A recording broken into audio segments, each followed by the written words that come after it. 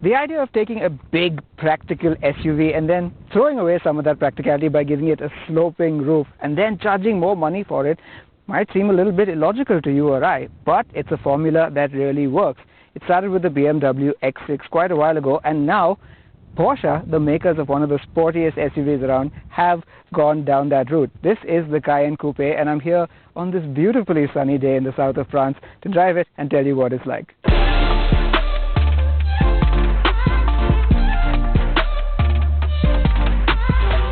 When it comes to turning an SUV into a coupe, over the years some have nailed the look, but others have not.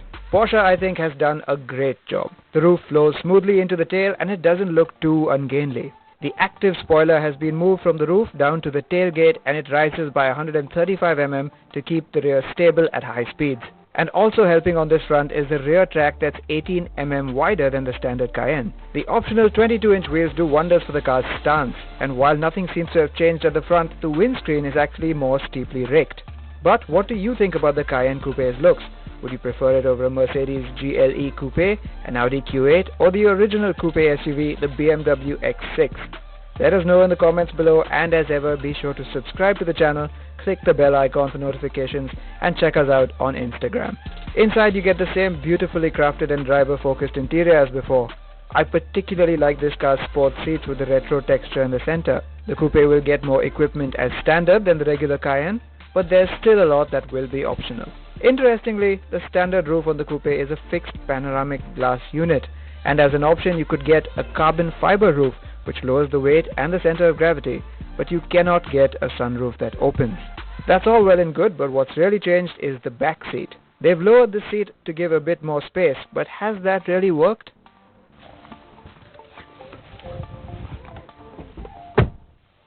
Now, as you may have noticed, there is a bit of a duck to get into the back seat of the Cayenne Coupe, but once you're sat in here, it's really not all that bad. Well, legroom hasn't changed, so that's pretty good. But yeah, there is a bit of a compromise when it comes to headroom.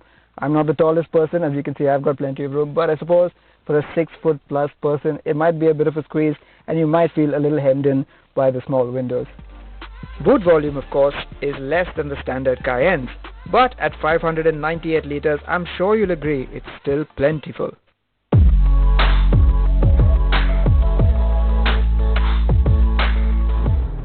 Now, no surprises here that the Cayenne Coupe from behind the wheel feels pretty much exactly the same as the Cayenne, but again, that's no bad thing, is it? What I'm driving at the moment is the Turbo, and that means a 550 horsepower twin turbocharged V8. Now, of course, you can go up to a Turbo SE hybrid, the crazy plug-in hybrid with the turbo engine plus electric motors that has about 680 horsepower. But that won't be coming to India immediately, maybe at a later stage, we'll see. For now, however, this is the most potent one that will be coming to our market, and boy, it is potent, I'll tell you that. Quickly flick it up into sport.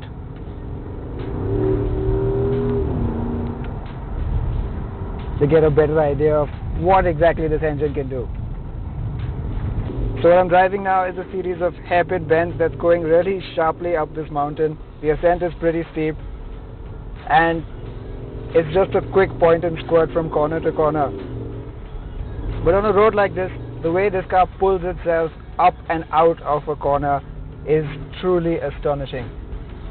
It's then when you realize that perhaps the most fascinating thing about the Cayenne, and perhaps more so this Cayenne Coupe, is not the power, because of course there's plenty of that. It's how it manages that power and how such a big, heavy car can manage to pull off physics-defying handling on a windy road like this. So one of the features that really helps you out a lot on a winding road like this is the rear wheel steering, which makes light work of this car's bulk, quite frankly. Without that feature, steering something as big and as wide as this car on such a narrow road with so many corners stitched together one after the other would have been an absolute chore. But here, absolute cinch. But that doesn't take away from that inherent Porsche feel that you get through the steering wheel. It's a hefty, solid, connected feel. It's a direct feel. And many car makers in their shift to electric power steering haven't quite got this right, but not Porsche.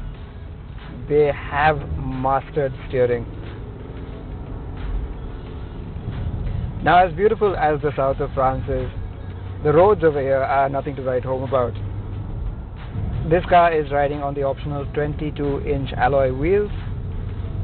And well, we actually tested the regular Cayenne Turbo back home with the same optional 22-inch alloy wheels, the same size at least.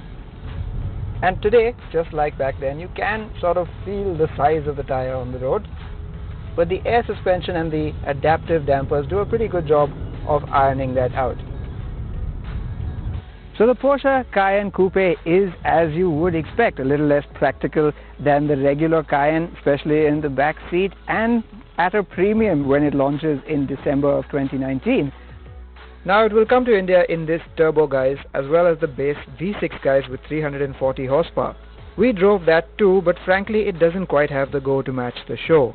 This will be the model that gets you the attractive look at a more attractive price, and for some that will be enough. For the full effect though, it has to be the turbo, but whichever model you choose, prepare to pay a 7-figure premium over the equivalent standard Cayenne. But is that worth it? Now yes, it doesn't drive all too differently from the standard Cayenne, and truth be told, on a road like this or in any Indian conditions, you can't feel the added width at the rear nor the lower center of gravity. But that's not the point, is it?